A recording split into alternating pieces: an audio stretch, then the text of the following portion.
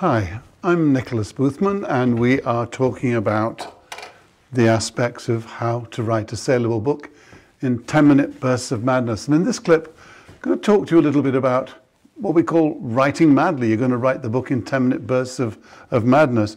Writing madly has been around for a long time. It's sometimes been known as automatic writing. Essentially what it is that you start a session of writing with a goal in mind, with some ideas in mind of what you're going to be writing about.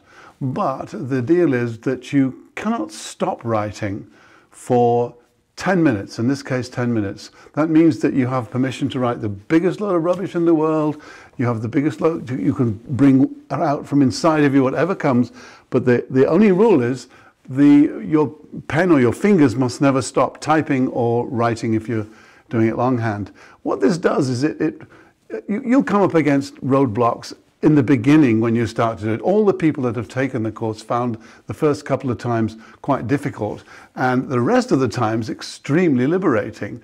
And what it allowed them to do was to find a voice inside themselves that chucked stuff out, information that they knew, without being filtered by your conscious mind that says, oh, you can't put that, or you shouldn't put that, or that's not politically correct. No, that's all aside in the writing process. You're going to bring it down. And so what happens is that the real you, the real voice comes out, and readers, there are so many poorly written self-help books on the market. Editors know that.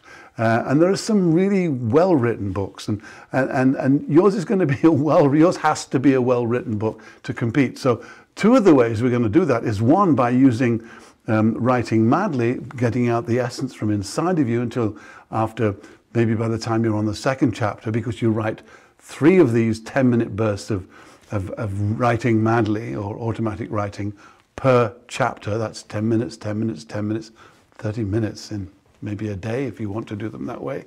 That book was written in that way, a chapter a day for essentially 11 days.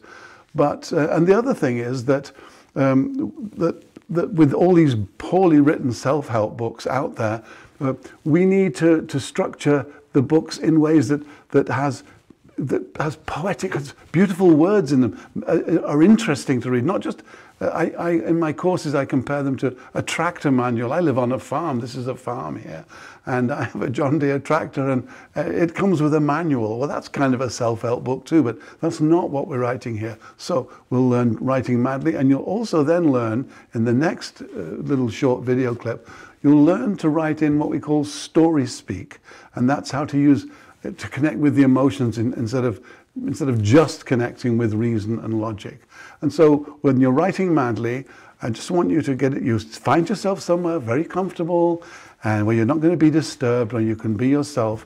Give yourself permission to write anything that comes into your head, and understand that the only rule you have to follow is you cannot stop writing.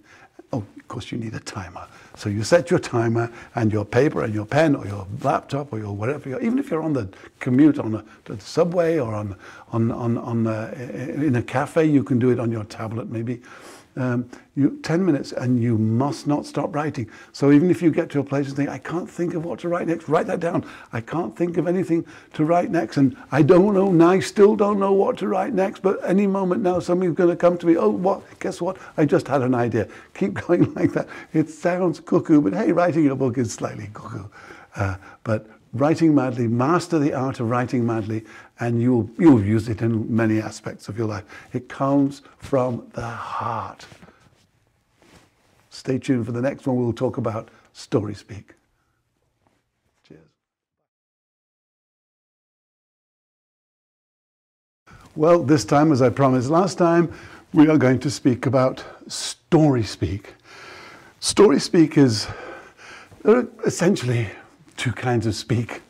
There's 2 kinds of everything, but in this case, you've got fact speech, which is black and white, where you can give facts and figures, or you have story speak. And stories are to the human mind what food and water and fresh air are to the body. We devour stories. We live off stories. And so story speak is simply the way of showing rather than telling in your book.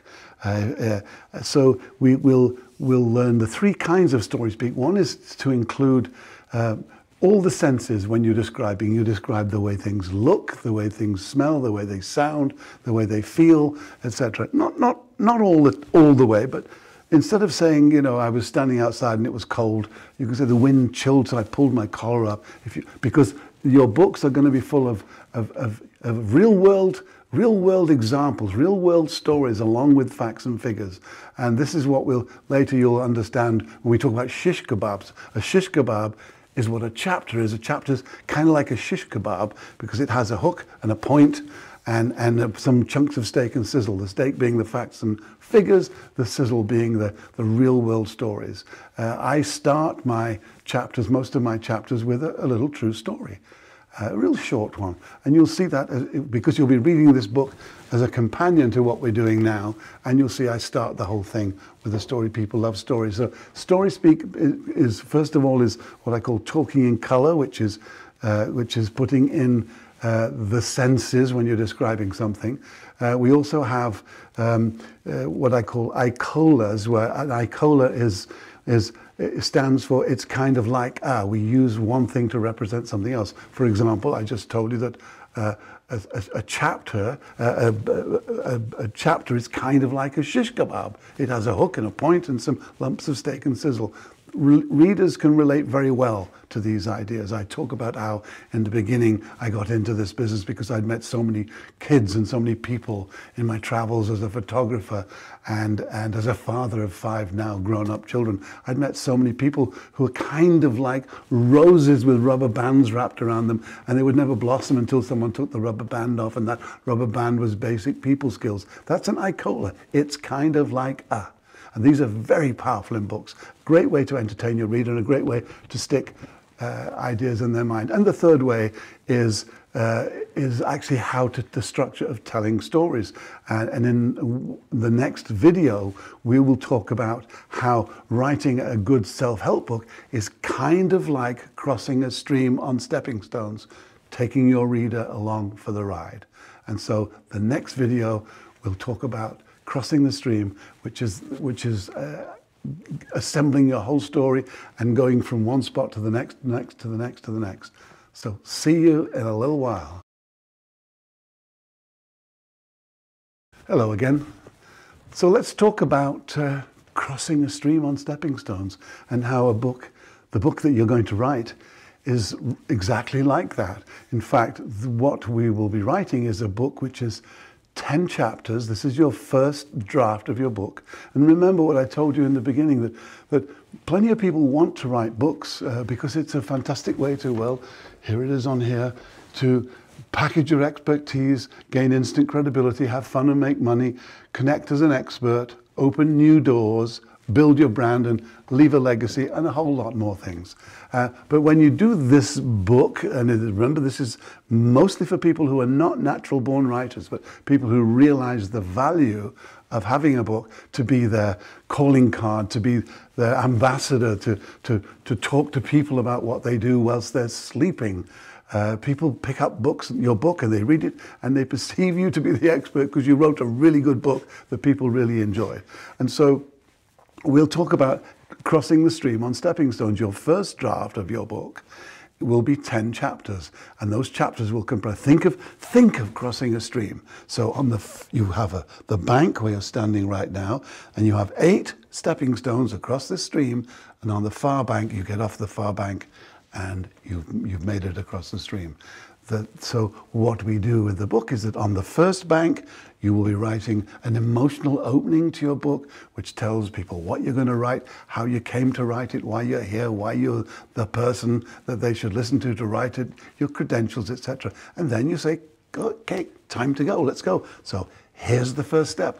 If you were writing a book about how to renovate your kitchen, your first step, on your first stepping stone after you've made your introduction and said why you want to renovate your kitchen, it might be that, fine, what kind of kitchens are out there? And here's how you find out what they are. Point number 1 might be this, point number 2, and point number 3. Each stepping stone has 3 points on it.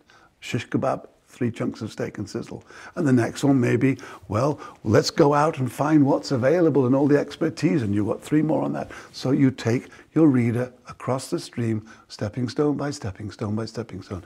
And on our course, we will show you how to plan those stepping stones. And of course, when you're writing the book, when you get onto your stepping stone, what you're going to do is 3 chunks of writing madly for 10 minutes about each of the bits of steak and sizzle that are on your shish kebab. I hope you're still with me. We're crossing a stream with steak and sizzle and shish kebabs. And of course, by the time we get to the middle of the stream, we'll look around and see how far we've come right now and make some adjustments to what you're doing as a reader. And then we go on. But by the time we reach the 9th stepping stone, which is the last stage of what we're doing, we'll be finishing off our project or learning to make people like you in 90 seconds or less, or think and grow rich, or what to expect when you're expecting. And then on the final bank, as we get across the stream, you guiding your reader the whole way, you'll get to the far bank. You say, this is what we did. Look back at crossing the stream, how we made it there. You'll be able to write about that. And where do we go from here? And off we go into the future. It is all very exciting. See you soon.